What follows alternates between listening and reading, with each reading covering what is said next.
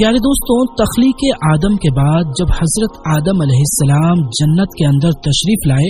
تو جنت میں اللہ تبارک و تعالیٰ کی تمام تر نعمتیں اور آسائشیں موجود تھی، لیکن اس کے باوجود بھی حضرت آدم علیہ السلام جنت کے اندر تنہائی محسوس کرنے لگے اور اداس رہنے لگے۔ تو اللہ تبارک و تعالیٰ نے حضرت آدم علیہ السلام کی اداسی اور تنہائی کو دور کرنے کے لیے حضرت اماں حوا رضی اللہ تعالی عنہ کو پیدا کیا۔ حضرت ابن عباس رضی اللہ تعالی عنہ روایت کرتے ہیں کہ حضرت آدم علیہ السلام ایک دن جنت میں سو رہے تھے کہ اللہ تبارک و تعالی نے ان کی چھوٹی پسلی سے حضرت حوا رضی اللہ تعالی عنہ کو پیدا فرما دیا۔ جب حضرت آدم علیہ السلام نیند سے بیدار ہوئے تو حضرت آدم علیہ السلام نے اپنے پاس ایک عورت کو پایا جو کہ ان سے ملتی جلتی مخلوق تھی۔ پیارے دوستوں، روایات میں آتا ہے کہ جب حضرت آدم علیہ السلام نے اپنی جیسی خوبصورت مخلوق کو اپنے پاس لیٹا ہوا دیکھا تو ان کی طرف اپنا ہاتھ مبارک بڑھانے کا ارادہ فرمایا،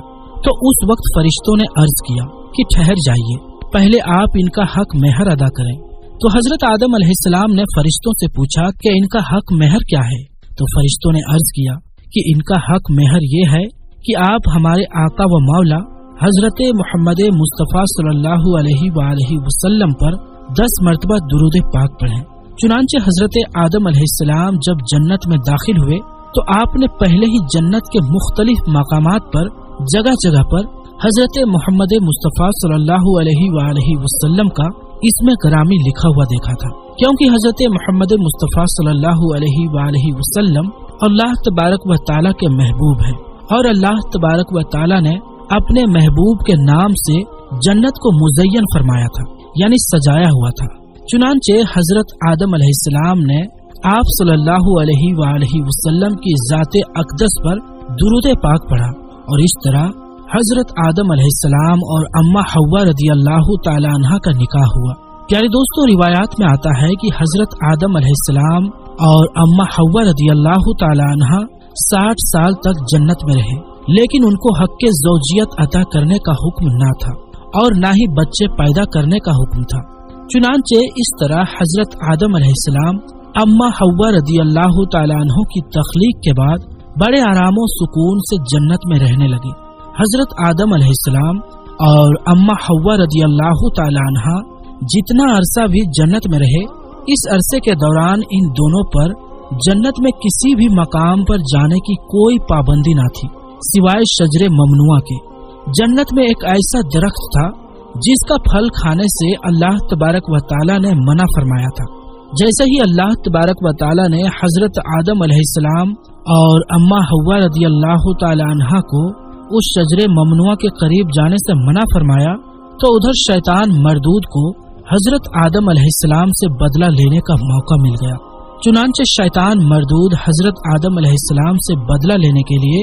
دن رات کوششیں کرنے لگا۔ شیطان مردود کی شدید خواہش تھی کہ حضرت آدم علیہ السلام اللہ تبارک و تعالیٰ کی نافرمانی کریں اور سزا کے مستحق قرار پائیں۔ پھر شیطان مردود نے ان دونوں کے دلوں میں وسوسے ڈالنے شروع کر دیے تاکہ ان دونوں کی شرمگاہیں جو ایک دوسرے سے پوشیدہ تھی وہ بے پردہ ہو جائیں۔ پیارے دوستو، روایات میں آتا ہے کہ حضرت آدم علیہ السلام اور اماں حوا رضی اللہ تعالی عنہ کا لباس جنتی لباس تھا اور ان دونوں کے سروں پر تاج بھی تھا، اور ایک دوسری روایات کے مطابق حضرت آدم علیہ السلام اور اماں حوا رضی اللہ تعالی عنہ کا لباس جنتی درختوں کے پتے تھے جن سے ان کا ستر ایک دوسرے سے پوشیدہ تھا۔ اب شیطان روز ان دونوں کے دلوں میں یہ وسوسہ ڈالتا کہ وہ شجرہ ممنوعہ کے قریب جائیں اور جس پھل سے اللہ تبارک و تعالیٰ نے ان دونوں کو منع کیا ہے وہ پھل کھائیں۔ چنانچہ شیطان نے ایک دن حضرت آدم علیہ السلام اور اماں حوا رضی اللہ تعالی عنہ سے کہنے لگا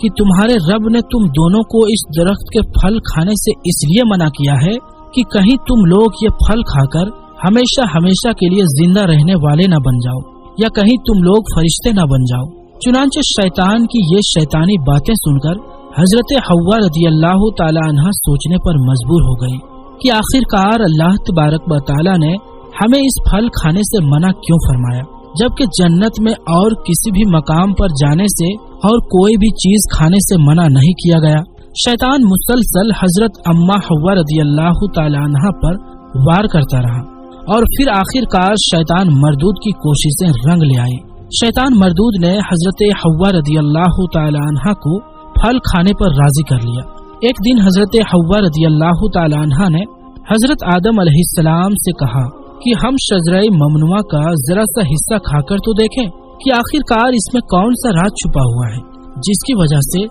اللہ تبارک و تعالی نے اس درخت کے پھل کھانے سے منع فرمایا ہے۔ شروع میں تو حضرت آدم علیہ السلام نے مکمل طور پر حضرت حوا رضی اللہ تعالی عنہا کو اس درخت کا پھل کھانے سے منع فرما دیا، لیکن پھر حضرت حوا رضی اللہ تعالی عنہا کے مسلسل اصرار پر حضرت آدم علیہ السلام بھی اس پھل کو کھانے پر راضی ہو گئے۔ آخر کار حضرت آدم علیہ السلام اور حضرت حوا رضی اللہ تعالی عنہا اس شجرہ ممنوعہ کا پھل کھانے لگے۔ ان دونوں نے ابھی پوری طرح سے اس پھل کو چکھا بھی نہ تھا کہ ان دونوں کی شرمگاہیں ایک دوسرے پر ظاہر ہو گئی۔ اس وقت حضرت آدم علیہ السلام اور حضرت حوا رضی اللہ تعالی عنہا بہت پریشان ہوئے اور اپنی شرمگاہوں کو چھپانے کے لیے جنت کے پتوں کا استعمال کرنے لگے تاکہ جنت کے پتوں کے ذریعے وہ اپنی شرمگاہوں کو چھپا سکے۔ جیسے ہی ان دونوں نے اس شجرہ ممنوعہ کا پھل چکھا تو اللہ تبارک و تعالی نے ارشاد فرمایا، کیا میں نے تم کو منع نہیں کیا تھا کہ اس درخت کا پھل نہ کھانا اور شیطان کے ورگلانے میں نہ آنا؟ یہ تمہارا کھلا دشمن ہے۔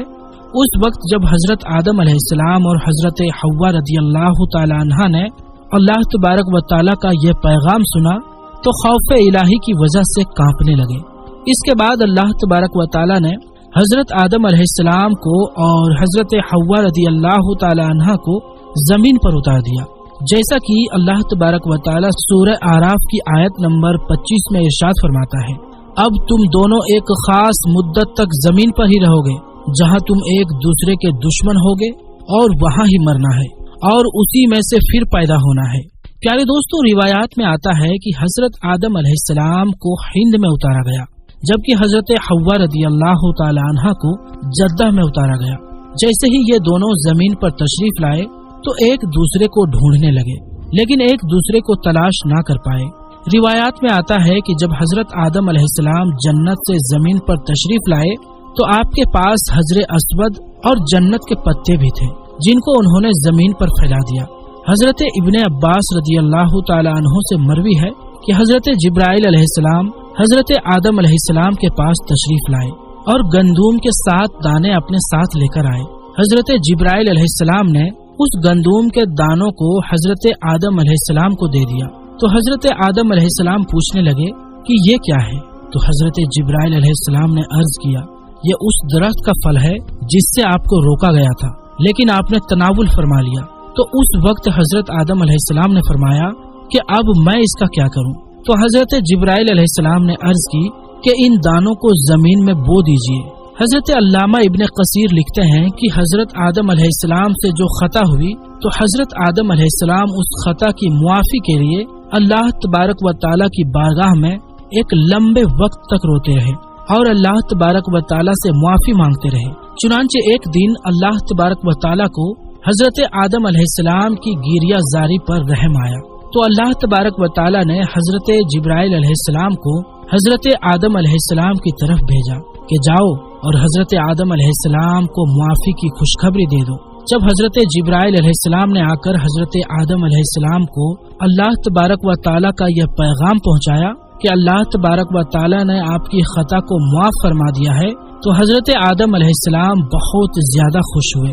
اور اللہ تبارک و تعالی کی بارگاہ میں سجدائے شکر ادا کرنے لگے۔ پھر اس کے بعد حضرت آدم علیہ السلام کو لے کر حضرت جبرائیل علیہ السلام مکہ مکرمہ میں آئے جہاں پر حضرت آدم علیہ السلام نے کعبہ شریف کی بنیاد رکھی اور حجر اسود کو کعبہ کی دیوار میں نصب کیا۔ پھر اس کے بعد حضرت آدم علیہ السلام نے کعبہ کے ارد گرد طواف فرمایا۔ جب آپ طواف سے فارغ ہوئے تو حضرت جبرائیل علیہ السلام حضرت آدم علیہ السلام کو جبل عرفات کی طرف لے گئے۔ وہاں پر آپ کی ملاقات حضرت حوا رضی اللہ تعالی عنہا سے ہوئی، لیکن لمبے وقت کی جدائی کی وجہ سے اور جسمانی بناوٹ کے تبدیلی کی وجہ سے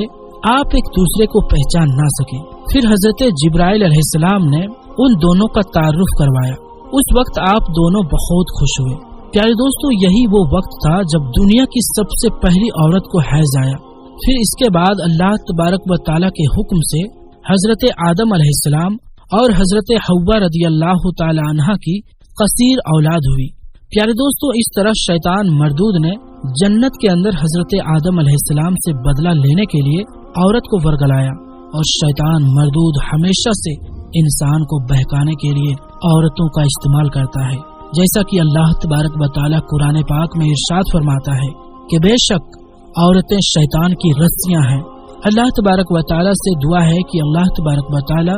شیطان مردود کے سر سے ہمیں بچائے اور ہمیشہ نیک لوگوں کے راستے پر چلنے کی توفیق عطا فرمائے، اور اپنے پیارے حبیب حضرت محمد مصطفیٰ صلی اللہ علیہ وآلہ وسلم کی محبت کے اندر جینا مرنا نصیب فرمائے، آمین ثم آمین۔